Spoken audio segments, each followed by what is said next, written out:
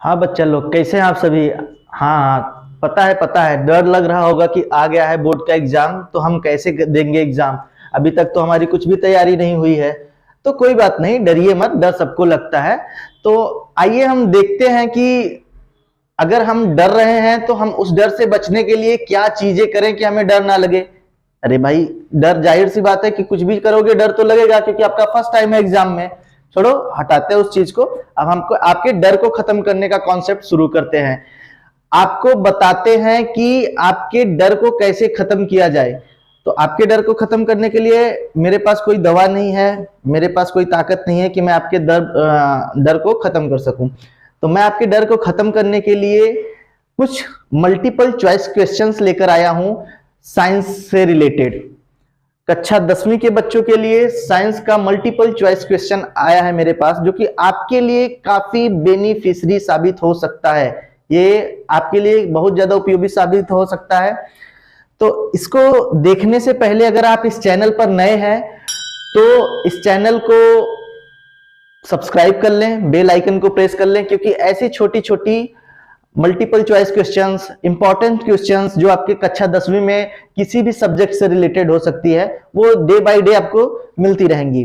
Welcome back to our YouTube channel Welmax education factory. तो आइए हम अपने क्वेश्चन की तरफ बढ़ते हैं और देखते हैं कि कौन से वो 20 इंपॉर्टेंट क्वेश्चंस है जो आपके लिए काफी ज्यादा यूजफुल हो सकते हैं। और उस पर हम, तो सबसे पहला जो हमारा क्वेश्चन है, यदि व्यक्ति निकट रखी हुई वस्तुओं को नहीं देख पाता है तो उसे व्यक्ति में कौन सी दृष्टि दोष पाई जाती है। अगर व्यक्ति निकट रखी हुई वस्तुओं को नहीं देख पाता है तो उस व्यक्ति में कौन सी दृष्टि दोष पाई जाती है। तो दृष्टि दोष को फाइंड आउट करने के लिए हम क्या करते हैं, इसको समझने का एक इजी सा कॉन्सेप्ट है। अगर हमें दृष्टि दोष समझना कैसे है, निकट दृष्टि दोष कब होती है, जब हमें निकट की रखी हुई चीजें स्पष्ट रूप से दिखाई दें और दूर की रखी हुई चीजें हमें ना दिखाई दें। समझने का कॉन्सेप्ट बहुत क्लियर है कि इसको थोड़ा सा उल्टा समझना पड़ता है हमको।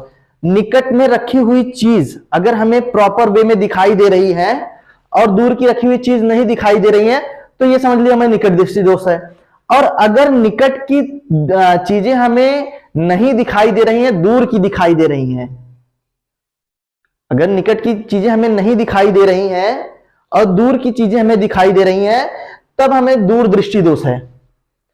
तो यह क्वेश्चन क्या है कि यदि व्यक्ति निकट की रखी हुई चीजों को नहीं देख पाता है तो उस व्यक्ति में कौन सा दृष्टि दोष है। तो साफ साफ बात है, उस व्यक्ति में दूर दृष्टि दोष है। तो हम दूर दृष्टि दोष पर टिक आउट करते हैं और चलते अपने नेक्स्ट क्वेश्चन की तरफ। नेक्स्ट क्वेश्चन हमारा जो है, विद्युत आवेश का यसाई मात्रक क्या है। विद्युत आवेश का यसाई मात्रक क्या है। तो विद्युत आवेश का यसाई मात्रक जो है वो कूलाम है। विद्युत आवेश का एसआई मात्रक कूलाम है। इस पर हम टिक आउट करते हैं। नेक्स्ट क्वेश्चन जो हमारा है, विद्युत बल्ब में कौन सी गैस भरी जाती है। विद्युत बल्बों में कौन सी गैस भरी जाती है। तो विद्युत बल्ब में कौन सी गैस भरी जाती है उसको जानने के लिए इसमें हमें 4 ऑप्शन मिले हैं, nitrogen, oxygen, argon, helium. Oxygen जो होता है, आप भी जानते हैं, हम भी जानते हैं कि जब भी बल्ब हल्का सा भी टूट जाता है, उसके ऊपर का कांच टूट जाता है और वो ऑक्सीजन के संपर्क में आता है तो वो ऑटोमेटिक फ्यूज हो जाता है। तो ऑक्सीजन आपका कभी नहीं हो सकता, ऑक्सीजन के संपर्क में आते ही बल्ब फ्यूज हो जाता है। Next argon. आर्गन होता है किसी भी धातु को जंग से बचाने के लिए। आर्गन जो होता है वो आपका जंग रोधक गैस होता है। और बल्ब के अंदर लगे हुए वो छोटे छोटे वायर, जो आपका इस तरीके का वायर बना होता है, आपने देखा होगा कि इस तरीके का जो वायर बना होता है बल्ब के अंदर, जिसको टंगस्टन बोलते हैं हम। तो टंगस्टन तो लोहा है नहीं कि उसके अंदर जंग लग जाएगा। टंगस्टन अपने आप में ही एक धातु है। अब नेक्स्ट बात करते हैं कि हीलियम क्या है। तो टंगस्टन ऑक्सीजन दोनों हम कंफर्म हो गए, टंगस्टन भी नहीं होगा, ऑक्सीजन भी नहीं होगा। हीलियम क्या है। हीलियम पूरे वायुमंडल की सबसे हल्की गैस मानी जाती है। हीलियम का उपयोग हम करते हैं हवाई जहाज के चक्कों में भरने के लिए। हवाई जहाज के चक्के जो होते हैं उसके अंदर ये हीलियम गैस जो होता है वो फिल आउट किया जाता है। तो आपका हीलियम भी नहीं होगा। अब क्या बचा? नाइट्रोजन। जाहिर सी बात है, जब एक ऑप्शन बचा तो ये आपका नाइट्रोजन। विद्युत बल्ब में कौन सी गैस भरी जाती है? विद्युत बल्ब में आपका नाइट्रोजन गैस भरा जाता है। नेक्स्ट क्वेश्चन जो है, दो बिंदुओं के बीच विभवांतर को कैसे निकाला जा सकता है? Note, W is equal to किया गया कार्य, Q इज इक्वल टू आवेश। तो इसमें आपका जो आंसर सही होगा वो होगा V is equal to W by Q. V is equal to किया गया कार्य अपान आवेश, यही होगा आपका right answer. Question number B, answer number B. Next question क्या है आपका? एक इलेक्ट्रॉन पर कितने आवेश होते हैं? एक इलेक्ट्रॉन पर कितना आवेश होता है? एक इलेक्ट्रॉन पर जो आपका आवेश होता है 1.6 इंटू 10 टू 19 C, ये जो होता है ये आपका एक इलेक्ट्रॉन पर आवेश पाया जाता है। तो इसमें भी आंसर नंबर बी आपका राइट आंसर होगा। नेक्स्ट क्वेश्चन की तरफ बढ़ते हैं हम। नेक्स्ट क्वेश्चन जो है आपका, मानव नर मादा में कितने जोड़े गुणसूत्र पाए जाते हैं? क्वेश्चन को ध्यान से पढ़िएगा। मानव नर मादा में कितने जोड़े गुणसूत्र पाए जाते हैं? यहां पूछ क्या रहा है कि कितने जोड़े गुणसूत्र पाए जाते हैं। जब जोड़े की बात आती है, टोटल गुणसूत्र जो मानव नर मादा में पाया जाता है वो आपका 46 होता है, लेकिन जोड़े की बात करता है तो वहां आपका 23 होता है। तो यहां आपका जोड़े की बात कर रहा है तो यहाँ 23 होगा। और जब टोटल की बात करें कि मानव नर मादा में कितने गुणसूत्र पाए जाते हैं तो आपको 46 आंसर क्लिक करना है। तो ये चीज आप अपना माइंड में सेटअप बना के रखिएगा। नेक्स्ट क्वेश्चन की बात करते हैं हम।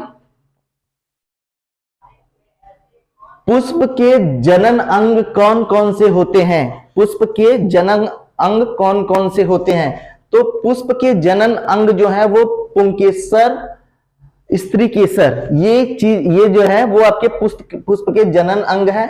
तो ये आपका राइट आंसर हो जाएगा। अब टोटल पुष्प के कितने अंग होते हैं? पुष्प के 4 अंग होते हैं। अगर कभी क्वेश्चन पूछता है आपसे कि पुष्प के कितने अंग होते हैं तो वहां आपको लिखना पुष्प के 4 अंग होते हैं। जब पूछता है जनन अंग कौन कौन से होते हैं तो पुंकेसर व स्त्री केसर, ये आपके जनन अंग हो गए। नेक्स्ट क्वेश्चन की बात कर लेते हैं हम। एटीपी का पूरा नाम क्या है? एटीपी का पूरा नाम क्या है? तो एटीपी का पूरा नाम है एडिनोसिन ट्राइफॉस्फेट। Adenosine triphosphate. अभी यहां मान लीजिए एटीपी की जगह एडीपी भी आ सकता था। ये दूसरा क्वेश्चन हो जाएगा आपका। एडीपी को का पूरा नाम क्या है? तो ट्राई की जगह आपको ध्यान रखना है, बस ड्राई हो जाएगा तो उसका हो जाएगा एडिनोसिन ट्राइफॉस्फेट। ये आपका नेक्स्ट क्वेश्चन हो जाएगा। नेक्स्ट क्वेश्चन जो है आपका, मानव के पाचन तंत्र में सबसे बड़ी ग्रंथि कौन सी है? मानव के पाचन तंत्र में सबसे बड़ी ग्रंथि कौन है? तो मानव के पाचन तंत्र में सबसे बड़ी जो ग्रंथि है वो आपका यकृत है। मानव के पाचन तंत्र में सबसे बड़ी जो ग्रंथि है वो आपका यकृत है। नेक्स्ट क्वेश्चन, मछली के हृदय में कितने कक्ष पाए जाते हैं? तो मछली के हृदय में 2 कक्ष पाए जाते हैं। यहां मानव नहीं पूछा, जब मानव पूछेगा तो आपको दूसरा आंसर हो जाएगा। और जब अभी पूछ रहा है कि मछली के कक्ष में कितने हृदय पाए जाते हैं तो option number B right answer होगा। मछली के हृदय में 2 कक्ष पाए जाएंगे। नेक्स्ट, क्लोरोफिल किनमें होता है? क्लोरोफिल किनमें होता है? जाहिर सी बात है, क्लोरोफिल क्लोरोप्लास्ट में होता है। आपका आंसर जो है वो क्वेश्चन से काफी ज्यादा मिलता जुलता आ रहा है। क्लोरोफिल क्लोरोप्लास्ट में होता है। अब ये जो पत्तियां आपकी हरी दिखती है इन्हीं कारणों की वजह से दिखाई देती है। जो आपकी पत्ती हरी होती है वो क्लोरोफिल के कारण ही दिखाई देती है। तो क्लोरोफिल किनमें होता है? क्लोरोफिल क्लोरोप्लास्ट में होता है। जीवों के द्वारा उपयोग में लाए जाने वाली जैव उत्प्रेरक को क्या कहा जाता है? तो इसका जो राइट आंसर होगा वो आपका एंजाइम होगा। इसको आपको ध्यान में रख लेना है कि इसका जो राइट आंसर होगा वो आपको ऑप्शन नंबर सी होगा, एंजाइम। नेक्स्ट, मानव अमाशय में कौन सा अम्ल उत्पन्न होता है? मानव अमाशय में कौन सा अम्ल उत्पन्न होता है? तो मानव अमाशय में हाइड्रोक्लोरिक एसिड, HCl, ये है हाइड्रोक्लोरिक एसिड, यही आपका उत्पन्न होता है, तो हाइड्रोक्लोरिक अम्ल उत्पन्न होता है। Question number option number B आपका राइट आंसर होगा।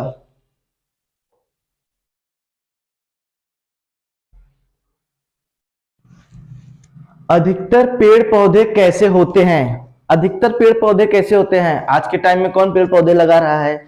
आप पेड़ पौधे नहीं लगा रहे हैं, हम पेड़ पौधे नहीं लगा रहे हैं, फिर भी हमारे यहाँ पेड़ पौधे आसानी से उग जाते हैं।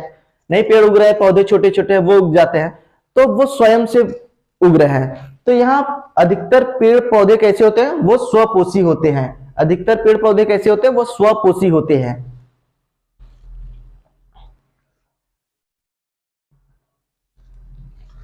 ग्रेफाइट जो विद्युत की सुचालक है वह किस अधातु का अपर रूप है? तो इसके लिए आपको कार्बन सेलेक्ट करना है।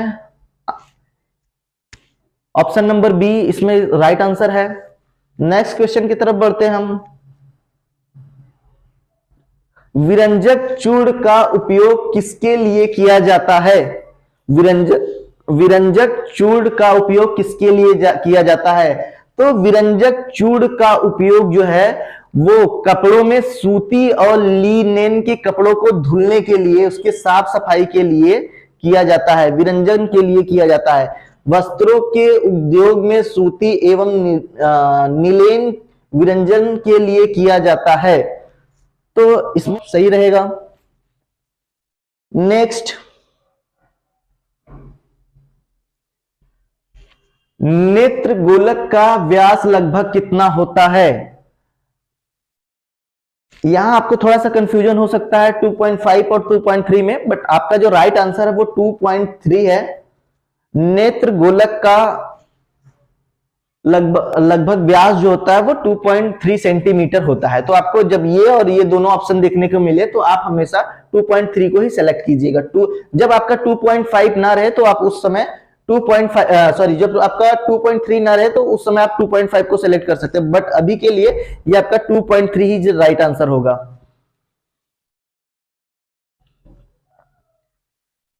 श्वेत प्रकाश कितने रंगों से बना होता है? तो श्वेत प्रकाश, ये श्वेत आप जो देख पा रहे हैं इससे रिलेटेड आंसर में आपको जो देख रहा है वो 7 दिख रहा है। श्वेत प्रकाश जो होता है वो 7 रंगों से बना होता है। ये चीज आप अपने दिमाग में फिट कर लीजिएगा कि श्वेत प्रकाश 7 रंगों से बना होता है। इसमें ऑप्शन नंबर डी सही होगा आपका। नेक्स्ट, अनुवांशिकता के नियमों की खोज सर्वप्रथम किसने की थी? तो अनुवांशिकता की नियमों की खोज सर्वप्रथम जीजे मेंडल ने किया था। अनुवांशिकता के नियमों का खोज सर्वप्रथम जीजे मेंडल ने किया था। तो आंख बंद करके आपको question number option number C G J Mendel पर क्लिक कर देना है। नेक्स्ट ऑप्शन, विद्युत शक्ति का एसआई मात्रक क्या है? विद्युत शक्ति का एसआई मात्रक क्या है? और इसके पहले हमने पढ़ा विद्युत आवेश का एसआई मात्रक क्या था। तो विद्युत आवेश का जो एसआई मात्रक था वो आपका कूलाम था, बट अभी यहां क्या है कि विद्युत शक्ति का एसआई मात्रक क्या है? तो विद्युत शक्ति का एसआई मात्रक आपका वाट है। विद्युत शक्ति का एसआई मात्रक क्या है? विद्युत शक्ति का एसआई मात्रक आपका वाट है। तो ये 20 जो क्वेश्चन हमने आज बताए हैं, ये मान के चलिए कि इसमें से हर वर्ष आपके 2-3 क्वेश्चन जरूर निकल के आते हैं आपके इसमें।